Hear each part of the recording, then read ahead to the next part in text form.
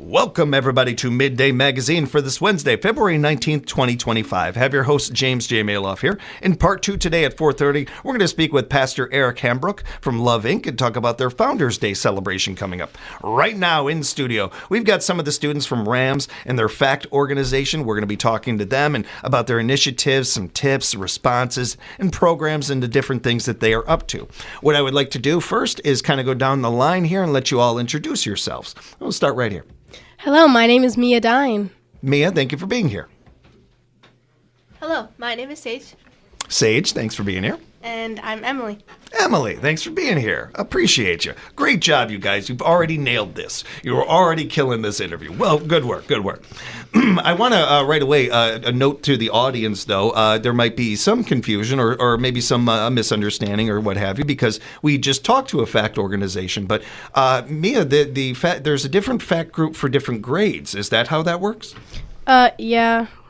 Okay. All right. Great. That's good to know. And it kind of clears up a little bit, and understandable why that would be. For different grades would be different, concerns.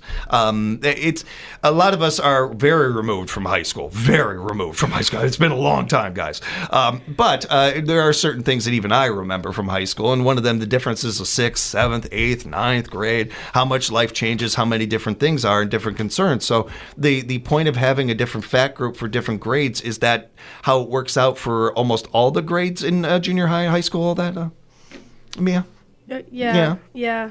Excellent. Do you guys collaborate? Do you guys talk to each other and work together at all? Yeah, sometimes. That's cool. Mm-hmm. Very interesting. So what I'd like to start off with is some of the initiatives that you guys have, and we'll kind of start right there. And I believe that Mia, you have that for us, right? Or I'm sorry, I did. I knew I was going to do it at least once. I get one time to mess up names. That's it. But you had some of those for us. Oh, yeah, some of the events we did? And yes, I wanted to start with, we can start with events. Yeah, what have you guys been up to? So for Fact, we did a drawing for a Starbucks gift card or a wellness and stress kit that we gave out to the Rams students. We posted a letter. It states, "We know that this is a busy time of year. There's homework, friends, after-school activities, and the changing of seasons. To make this time of year less stressful and to promote wellness, we wanted to share with you some tools and materials to help. Mental health is important. This winter season, let's make sure we're reaching out and taking care of each other. Enjoy some self-care materials. Be well and talk soon. Rams Fact."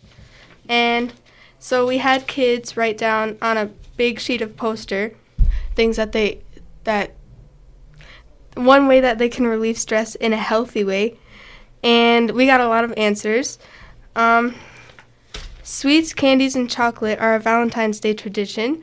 Unfortunately, tobacco products like little cigars and e-cigarettes have those flavors too. Candy-flavored tobacco products can be deceiving, but they have the same dangers as unflavored products. Teens like me see flavored tobacco products every time we enter a gas station or even a convenience store. As a member of Fact, a youth-driven advocacy movement spreading the truth about tobacco, I know how important it is for my peers and community to be aware of all the risks and deceiving tactics tobacco companies use to lure youth.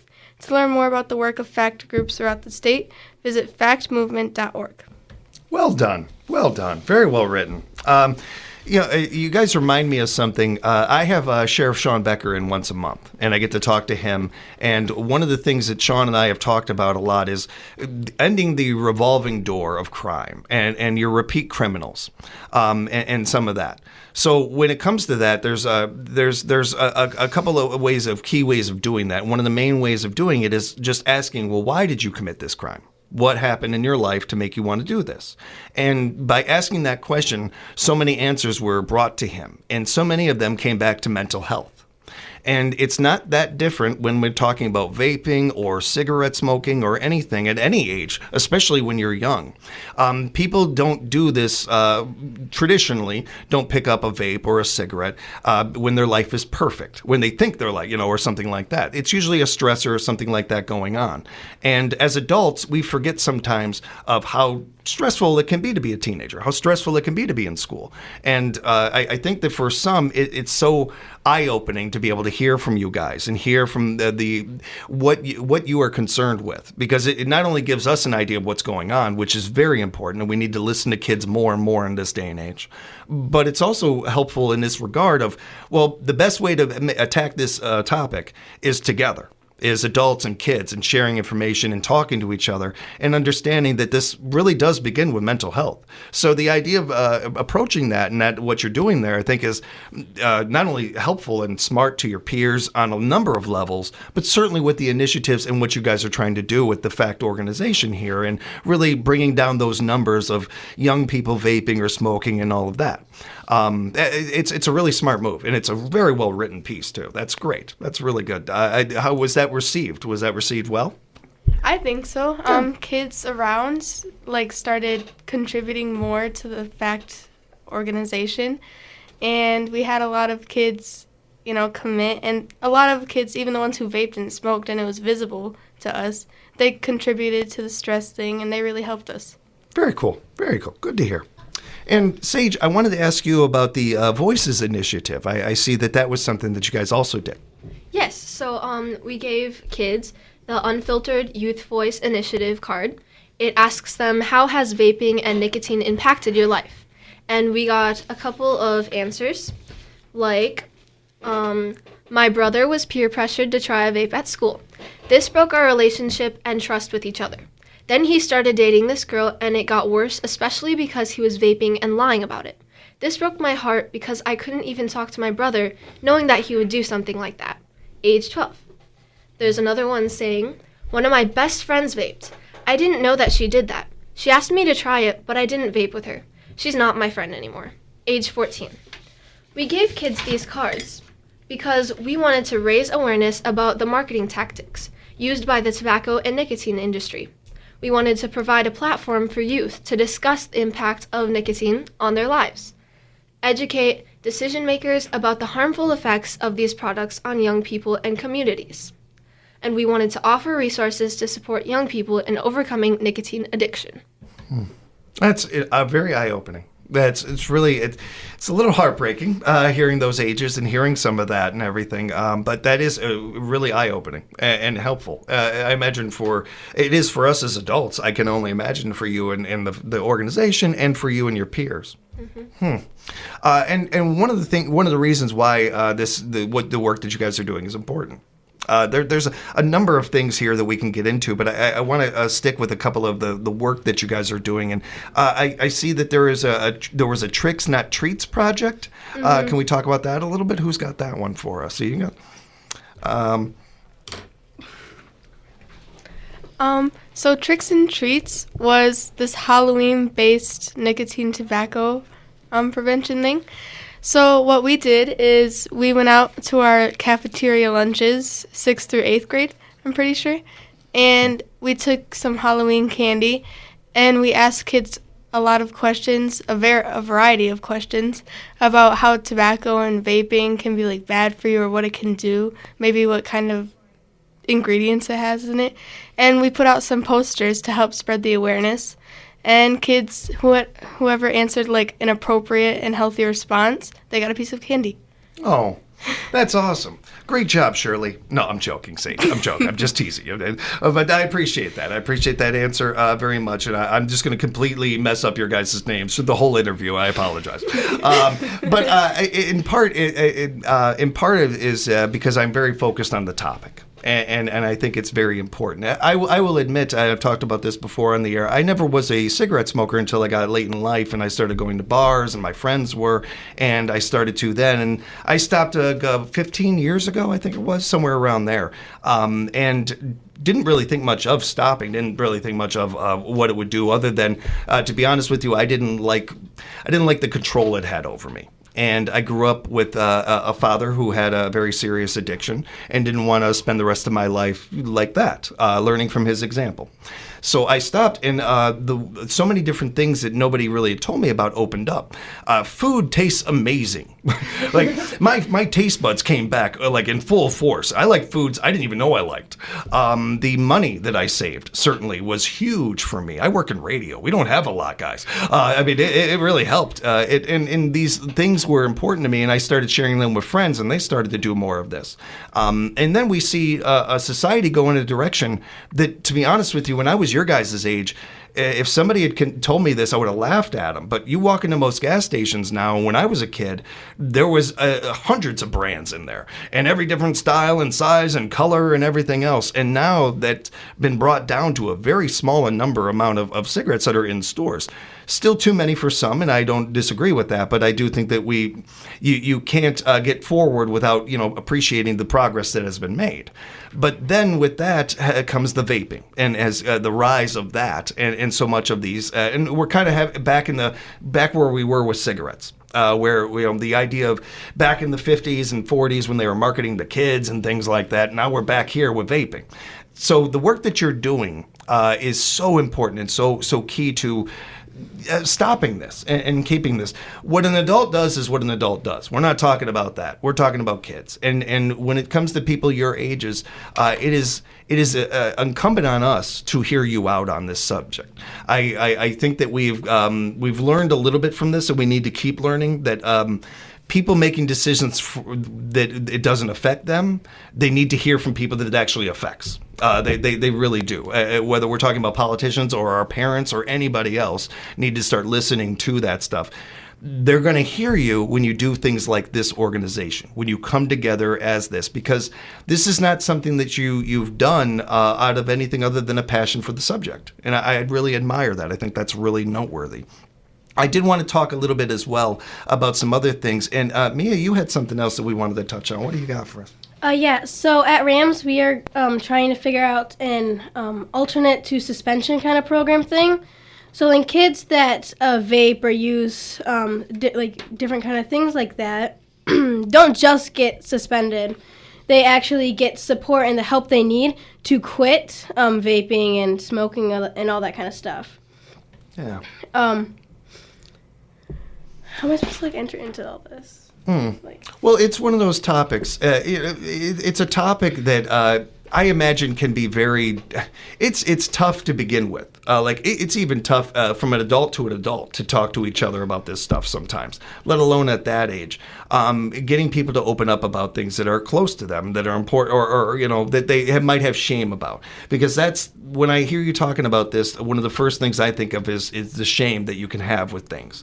The idea of some of the stories that you shared with us about some of the testimonials there to this. They speak to what we're talking about here, and that we don't want that shame to keep people from seeking help or reaching out to a friend or somebody like that.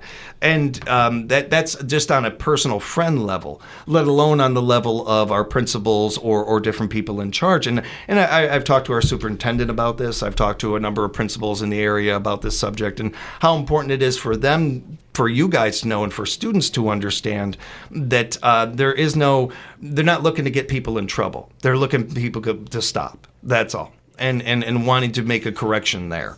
I think that's a key part of this. And the idea of not punishing people is only going to help. Only going to, I think, and statistically, this actually, we see the stats of this, get more kids to come forward and talk about this and be open about this. Did you have something else, Mia, you wanted to touch on there? So one of the programs we are trying to start is NOT. NOT is taught by a trained and certified adult in 10 50-minute sessions. It is most effective in small groups, format 6 to 10 participants, that emphasize teamwork. The easy-to-use methods help teens quit by addressing total health in order to develop and maintain positive behaviors. Participants will talk about the importance of physical activity, nutrition, enhancing their sense of self-control, and improving life skills such as stress management, decision-making, coping, and interpersonal skills. Additionally, they will learn to identify their reasons for smoking or vaping, healthy alternatives to tobacco use, and finding people who will support them in their efforts to quit. intervention for nicotine dependence, education prevents tobacco and health in depth, is new.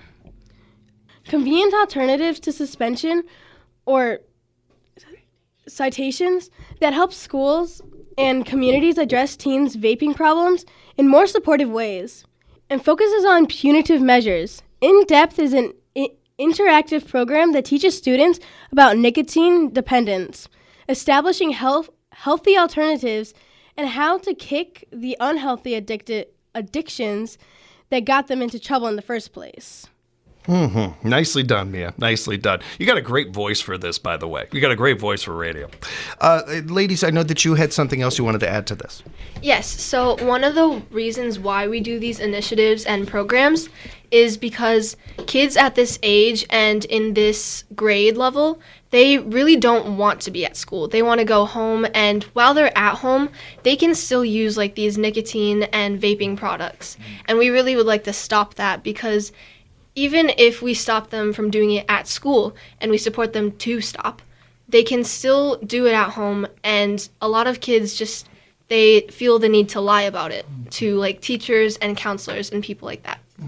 All right, and we really want to point out the fact that it's not the kids' fault. It might be the guardian's fault. And marketing nowadays, they bring in flavors like cotton candy and different variety of fruits just to lure kids in. And we don't think that's fair to the kids, so we're trying to spread awareness about this and show the marketing that they can't win. Mm-hmm. Yeah, well said. Yeah, nicely done, you guys. Very well done. I did want to mention, going back to the testimonials a little bit, that while you had read 2 of them, there was actually more than that. Yeah, there were like hundreds of them, and we sent a lot of them to the legislatures. And there were many testimonials, and we said something about the ages. And we said this because we wanted to show that there are people who are being affected by this in a number of age limits, like people from 12 to even 10-year-olds, like they have to deal with this, and high schoolers. And that's why FACT is not just it's not just a middle school, it's also a high school group now. Yeah, thank you for that. And again, thank you for all the stats and the data, the time today, and the great work that you guys have put into this one. As we're getting close to wrapping up, I would like to go down the line because I'm curious of the response from your peers, from your fellow classmates, how they have responded to this group when they hear you're a part of it or when you talk about it. And I'll start with you. When I tell people in my grade that what FACT is about and what we're doing, they're very interested in it and they're very supportive and they would love to help in any way they possibly can. So I just really like how even though they're not a part of FACT, they're still willing to help with the projects that we are trying to pursue. Mm-hmm. That's great. That's good to hear.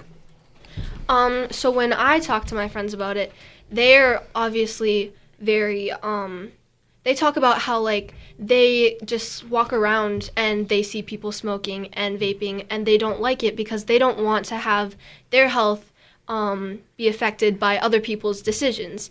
And one of the things that I really felt when I joined FACT was, while I may be comfortable with going to the bathroom and walking around my school, other people aren't, because they're afraid that they'll get caught because they're around someone who's doing this and that they'll get in trouble for something that wasn't their choice. They're afraid to just go to the bathroom, and that isn't something that people our age should be dealing with.